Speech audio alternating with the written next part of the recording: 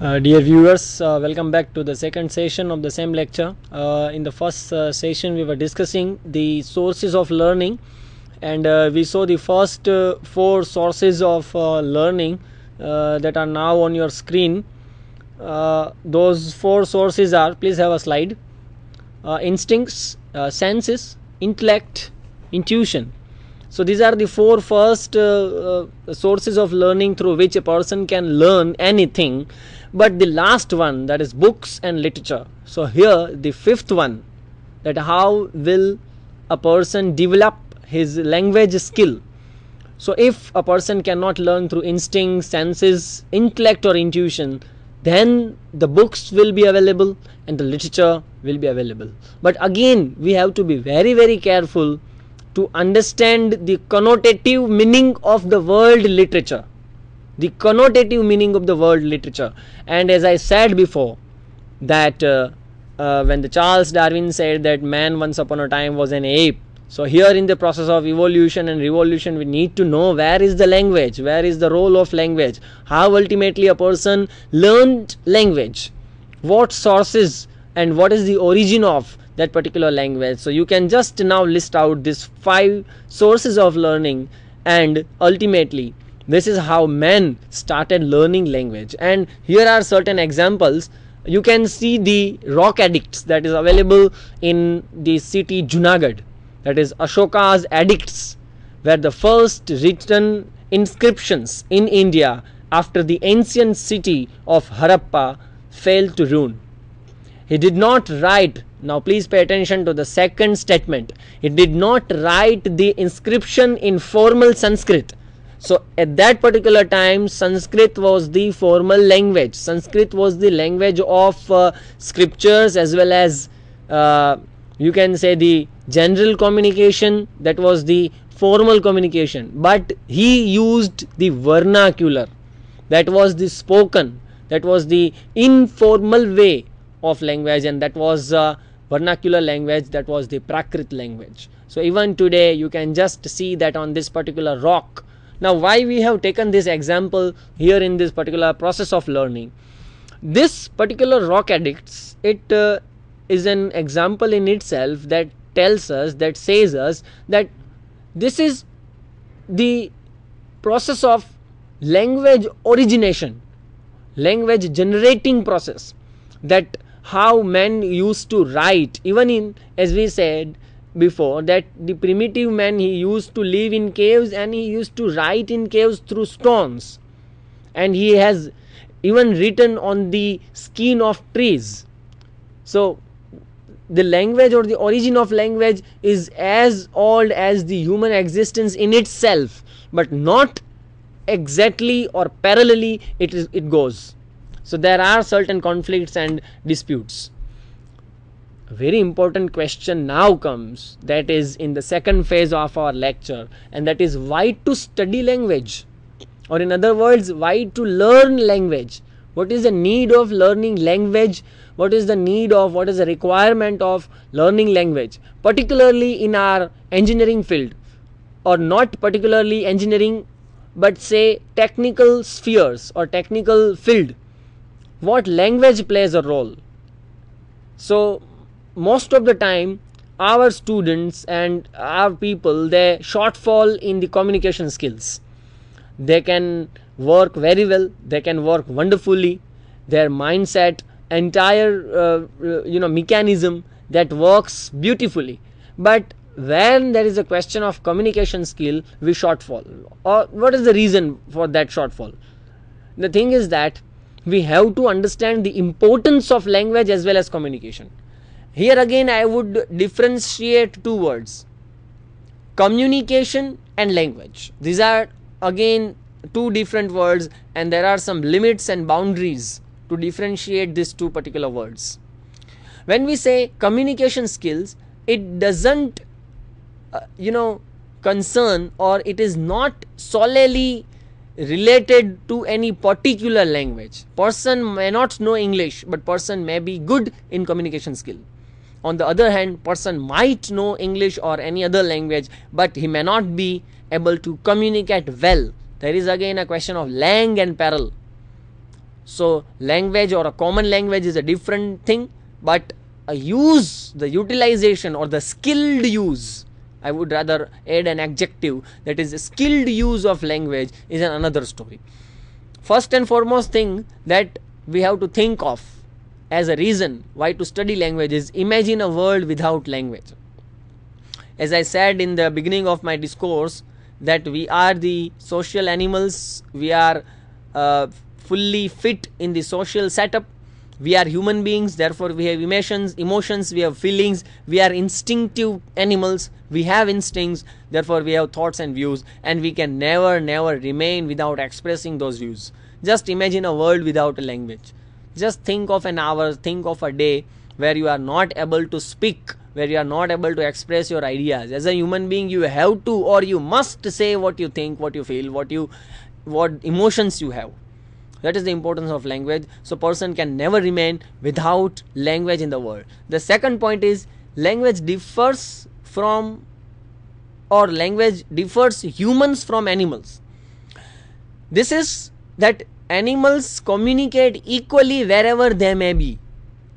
A crow or a peacock, they will produce the same sound, or they will communicate in the same way wherever they are. But same is not the case with human being.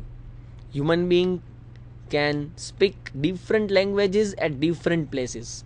This is one of the most important characteristics of language, or rather we can say one of the strongest reasons of why to study language, because language is only phenomena that differs humans from animals. Therefore we are called social animals, or we are arranged, or we are fit in the social setup.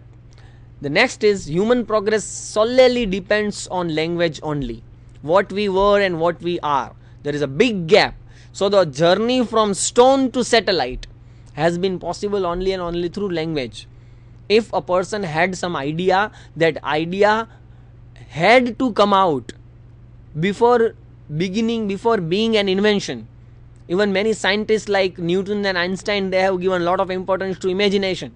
And imagination has to take form of world. We have to simply concretize our absurd ideas, and that process of concretization will be possible only and only through language. So without language there is no way out. So human progress solely and completely depends on language only. Therefore there is a need of learning language, and we have to learn language by any hook or crook. Next come is that language is a medium of literature, science and technology. So again I would stress on the word literature. For us, what literature is, I will discuss in the next few slides, and we will understand the word literature under the proper light of knowledge. Language is the medium of science and technology. Whatever the science, whatever the technology we are facilitating right now, whatever the technologies and the use of technology we are enjoying today, it is only because of language.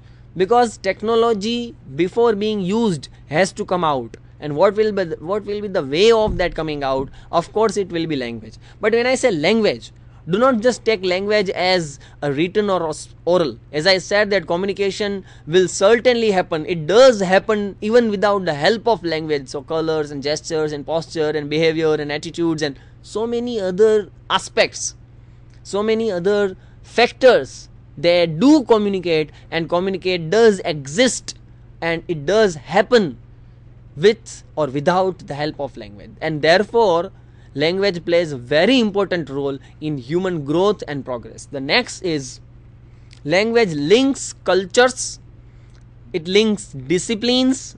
Please pay attention to the word discipline or disciplines. Language links thoughts and ideas, and it links civilization also. There are so many types of culture nowadays we are facing. Every country, every state has a different language, different lifestyle, different attitudes, aptitudes, way of thinking, everything. So what connects, by which it is getting connected? It is getting connected only and only through language. Language also connects disciplines. For example, if one wants to understand what literature is, if one wants to understand what science is, then it has to take help of language only. So language will connect various disciplines to each other. Language will certainly connect thoughts and ideas that we saw in the process of communication, and language will connect civilization. How did you come to know that in one corner of the entire world, or in one small town, in one small country, people are living in such a way? Through communication, through language, by some means or by some media it came to you. And how it came to you? Through language, through communication. So there are many ways available by which you can just come to know that this particular group of people is taking this particular thing as like that. For example, in Kenya, son-in-law and mother-in-law, they turn back when they encounter. This is their custom. But same is the case in America, it is taken as a disrespect. But how did we come to know that in Kenya there is a different culture, in America there is a different culture, in India there is a different culture? So there are so many sciences, botany, chemistry, mathematics, astrology, astronomy, cosmology, there are so many other. But how did we come to know about each and every science and disciplines? Of course, through language. So on your screen right now, there are the strongest reasons given to study language in a proper way. Until and unless we are not mastered, forget mastering, leave it alone. But at least we must have that much skill that we can easily interpret, process of interpretation, process of understanding, process of analyzing, process of taking meaning out. And the very confused question, so far so language is concerned, is meaning. Where is the meaning? We do not know where the meaning is. Many scholars, grammarians, thinkers and philosophers have given, and they have done lot of research on this particular question where meaning is. Somebody says meaning is in the mind of speaker, somebody says meaning is in the mind of listener, whereas somebody says meaning is nowhere but in the world. So there are so many characteristics of language, as we discussed earlier, and these many characteristics of language many a times make the process of communication intricate, confused, complicated or complex, and therefore sometimes we feel that meaning is lost somewhere. And in order to get that lost meaning, we have to be very careful, we have to be very cautious. Every time the word will have different type of meaning and connotation. Therefore we say language is restricted. On the other hand, we also say language is limitless. For example, there are many literatures available. In Bhan Bhatt's Kadambari, he has written a 1.5 page long sentence without full stop and comma just to describe how Mahashweta was fair and beautiful. So this is one of the best examples of saying, or for saying how language is limitless. So there are so many words available. These many characteristics, these many reasons will certainly ensure for a person to learn a language in a particular way. Now let us move on. These are again a very debatable issue. And the debatable issue is there are two types of comparison we are going to do. First is language and science, and the second is language is science. Please pay attention to these two titles. One title is language and science, where we will compare language and science, and the second title is, or the second sentence is, language is science. When we say language is working or it is functioning as a science or in a scientific way. And there are two questions: how language is science and what is science.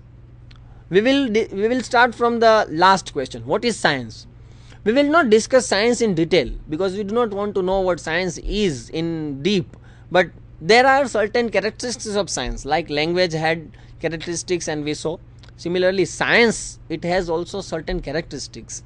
We can say that science believes in perfection. We can say that science believes in exact result with proof, experiment, practical. Science will not accept anything without proof or experiment. So it believes in perfection. These are certain characteristics of science. But when we say language is a science, we simply mean that these many characteristics of science will be applicable to language also. So we need to know, does language also believe in perfection? Does language also work like science? Does language has also certain scientific aspects and factors in itself?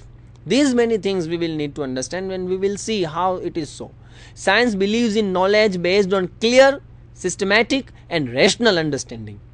Science will not talk in air. Science will not accept anything without a particular proof or evidence. So it will need evidence and science. More than that, or above all, I would say, science believes in systematic and rational understanding. So how these many characteristics will be applicable to language? In another way, language is a scientific study. Language in general means any language and not a particular language. So for example, when we say language, we do not mean only English language. For example, there are very few languages of the world which do not have grammar. Majority language or majority other languages, linguistics science believes in grammar, and grammar will make any language perfect. For example, if I say I am a teacher, so it will give you a meaning. But if I say am I teacher, it will not give you a meaning. Why? Because it is not syntactically proper. It is not grammatically proper, or it is not structured grammatically, or it is not structured properly in a fully grammatical way. Whereas in Sanskrit, if you say aham jalam pibati, it will give you meaning. Pibati jalam aham, it will also give you meaning. So certain languages, they do not follow the rigid structure of grammar and all. I have very poor example to say this, but these are certain clues. The next point is science of language is linguistics. As I said before, that if any word has ix as a suffix, it will turn into a science. Politics, poetics, mathematics, statistics, similarly linguistics. So linguistics is a science of language that discusses language scientifically.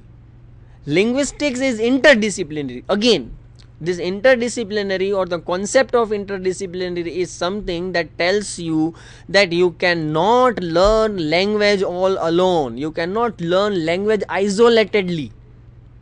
You have to take references from many other disciplines. When you learn language, you have to take help of psychology. You have to take help of some medical terminology. Say for instance, if you want to understand how sound is produced, how you can speak ma, how you can speak pa, the sounds, the phonemes, how you can speak ma, all are bilabial or labiodental sound like ta, da, ta, all these words.